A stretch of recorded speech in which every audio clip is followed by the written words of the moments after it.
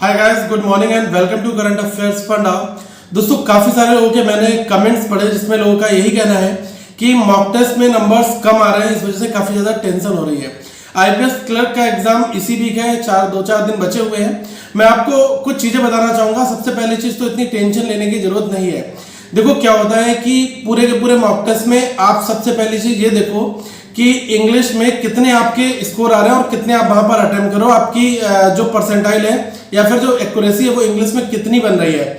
मेरा ऐसा मानना है कि 15 से 18-20 क्वेश्चन करने पर अगर आप इंग्लिश में 12-13 नंबर ला रहे हो तो ये सबसे परफेक्ट स्ट्रेटजी होती है। ओके, लेकिन आप 30 क्वेश्चन करके आ रहे हो और वहां पर आपका स्कोर ही 10-11 के राउंड में आ रहा है, तो मुझे लग रहा है इसमें दोस्तों आपको अपने अटेम्प्ट्स को कम करने की जरूरत पड़ेगी इंग्लिश सेक्शन में केवल। ठीक है, दूसरा एस्पेक्ट मेरा ये है कि क्वांट और रीजनिंग ये आपका 70 का स्कोर होता है टोटल। ठीक है, अब आप ये देखो कि 70 वाले में कितने आपके मार्क्स आ रहे हैं। ठीक है, कभी कभी क्या होता है कि हमारे अगर नंबर कम आ रहे हैं मॉक में या फिर हमारे नंबर बहुत ज्यादा आ रहे हैं तो ये क्या हमारे सिलेक्शन के ऊपर इंपैक्ट डालता है? मुझे लगता है बिल्कुल नहीं डालता है। मैं आपको बता रहा हूँ इसका रीजन क्या है। क्योंकि दोस्तों अगर आप बहुत ही हलवा आसान मॉक टेस्ट बना रहोगे तो ऑब्वियसली वहां पर 75, 80, 82 भी आप स्कोर कर ले जाओगे और आप बहुत ज्यादा ओवर कॉन्फिडेंट हो जाओगे। लेकिन अगर आप एक मॉडरेट लेवल का मॉक टेस्ट बना रहोगे तो वहां पर आपको ऐसा लगेगा कि हाँ मेरा जो स्कोर है 52, 58, 42, 48 इसके बीच में आ रहा है। तो दो तीन चीजें हैं कि हम जब घर पर मॉक टेस्ट देते हैं तो हम फुल्ली फ्लैश मोड में तैयार नहीं होते, क्योंकि हमें ऐसा लगता है यार ये तो एक तरीके से प्रैक्टिस ही है, चलो थोड़ा सा यहाँ पर लेजीनेस हो जाओ। लेकिन ये मान के चलो कि हमने 10-15 नंबर का फर्क पड़ जाता है जब आप एक्चुअल एग्जामिनेशन में उसी लेवल का मॉक टेस्ट बनाते हो, क्योंकि आपका जो सेंटर फोर्स होता है वो बिल्कुल पूरी तरीके से आप एक तरीके से केंद्रित होते हो कि भाई मुझे इसी एग्जाम में परफॉर्म करना है, और वहां पर ऑब्वियसली आपका जो माइंड है वो फोकस होकर काम कर रहा होता है। ठीक है, तो इस वजह से जो आप घर पे मॉक टेस्ट बना रहे हो, अगर आप कोई मॉडरेट बनाया, आप एग्जाम में भी उसी लेवल का आया तो वहां पर आपके नंबर ऑब्वियसली बढ़ेंगे, क्योंकि एक माइंडसेट होता है कि हमें यहाँ पर किस तरीके से इस चीज को देना है। ठीक है, आप इस चीज को कुछ लोग डिनाई करोगे नहीं, हम घर पे भी पूरी तरीके से तैयार होकर सब कुछ विधिवत तरीके से दें, वो दोस्तों बहुत रेयरली 1-2% हो पाता है। क्योंकि कई बार ऐसा होता है कि क्वेश्चन में हमें कुछ एप्लीकेशन परफॉर्म करना होता है, वो चीज काफी ट्रिकी होती है, कभी माइंड में नहीं आती, फिर हम उसको स्किप करके नेक्स्ट क्वेश्चन पर चले जाते हैं। लेकिन जब हम एग्जैक्टली इसी चीज को पेपर में बनाते हैं तो वहां पर ये काफी इंपैक्ट डालती है। तो दो जो मैंने आपको चीजें बताई कि अगर आप थोड़ा सा आसान टाइप का अगर मॉक टेस्ट बना रहे हो तो वहां पर आपका स्कोर ज्यादा होगा, मॉडल बना रहे होगे तो वहां पर आपका स्कोर 55, 50, 52 इसके आसपास में आ रहा होगा। तो इसमें टेंशन की बिल्कुल भी बात नहीं है, क्योंकि एक्चुअल एग्जामिनेशन पर आपको दोस्तों पूरा फोकस करना है। सबसे जो मेन की पॉइंट है वो होता है दोस्तों आपके टेस्ट को एनालाइज करना। आपने 100 नंबर का टेस्ट दिया, 70 नंबर आपके क्वांट रीजनिंग के हो गए। अब आप ये देखो कि ये जो 70 मार्क्स हैं इसमें मैं क्या परफॉर्म कर रहा हूं, इसमें मैंने क्या गलतियां की, मैंने इसमें कौन से रिलेवेंट क्वेश्चंस हैं जिसको मुझे फोकस करना चाहिए। देखो क्या होता है कि कुछ ऐसे मॉक होते हैं जिसमें अननेसेसरी क्वेश्चंस, मैंने कई मॉक टेस्ट ऐसे देखे हैं दोस्तों जिसमें आपका एनालॉजी पार्ट उन्होंने डाल दिया है, ठीक है, कुछ और डाल दिया है, तो ये बैंकिंग में ना के बराबर पूछा आता है।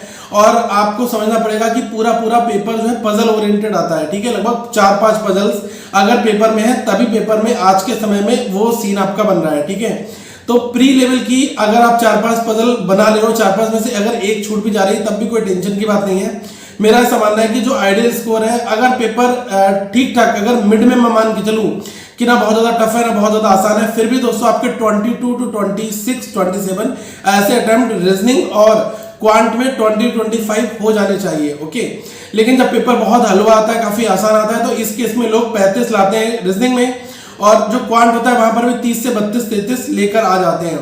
तो ये कंप्लीटली पेपर के बिहेवियर के ऊपर रहेगा कि इस बार 2021-2020 का जो आईपीएस क्लिनिकल होने वाला है ये किस तरीके का इसका सीन रहने वाला है। ठीक है, ये हमें वही चीज पता चलती है, पहले से कोई चीज फिक्स नहीं है कि भाई पेपर आसान आएगा टफ आएगा, लेकिन हमें हर सिचुएशन के लिए तैयार रहना पड़ेगा। तो जो लोग इस चिंता में बहुत ज्यादा परेशान है कि मेरे मॉक में नंबर कम आए तो वहां पर मैं परफॉर्म नहीं कर पाऊंगा, या फिर कुछ लोग सोच रहे हैं पेपर देने का क्या फायदा है, इतनी ठंड में मत जाओ, दूसरी जगह जाना पड़ेगा, दोस्तों बहुत बड़ी आप गलती करने वाले हो अगर आप ऐसा सोच रहे हो। आपको यही नहीं पता कि पेपर कैसा आएगा, आप बिल्कुल विधिवत तरीके से जाओ, पेपर देने जाओ।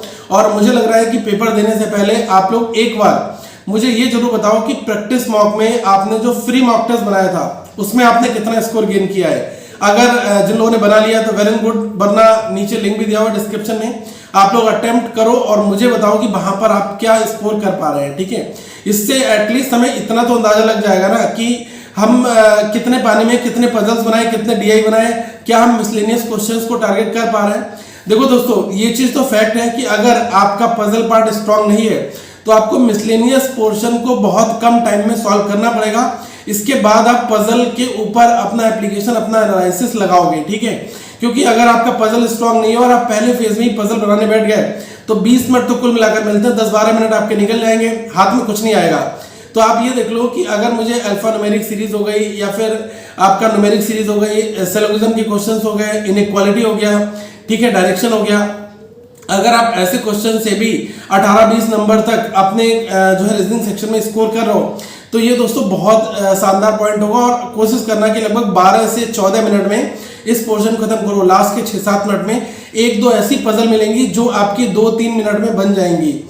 पूरा पेपर टफ कभी नहीं आता है, पेपर में कुछ कॉम्बिनेशन टफ होते हैं जो कि आप टाइम अगर स्टक कर जाते हो किसी क्वेश्चन के ऊपर तो पूरे पेपर को वो फील कराते हैं कि भाई पेपर बहुत टफ आया, बहुत टफ आया।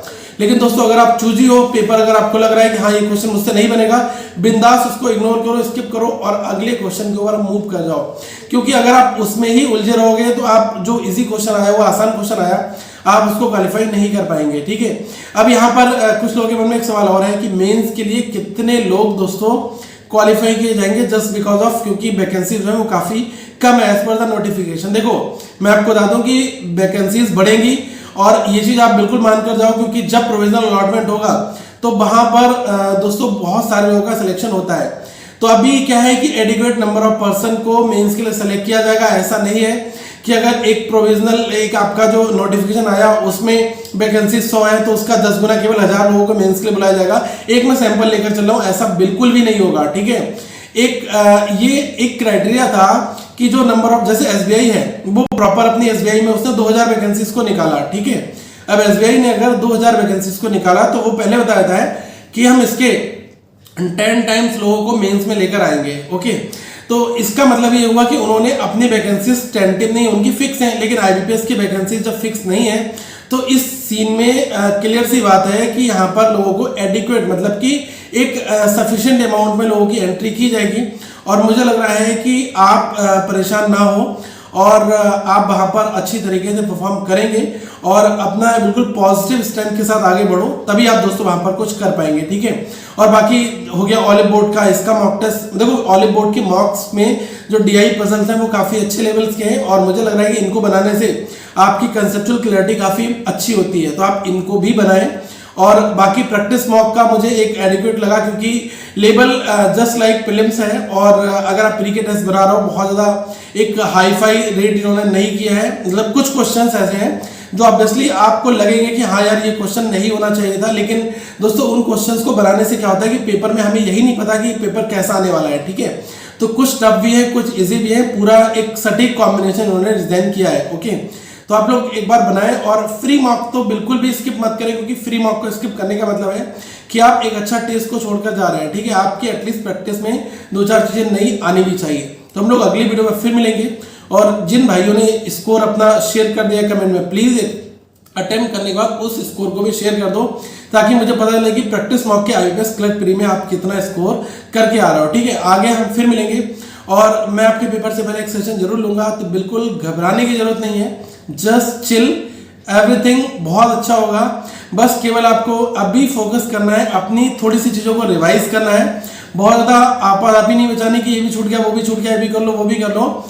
जितना हो रखा है उस चीज को मैनेज कर लो, that is the best remedy for upcoming examination. तो हम लोग फिर अगले सेशन में मिलेंगे। Have a good day all of you once again. अपना दोस्तों ध्यान जरूर रखें।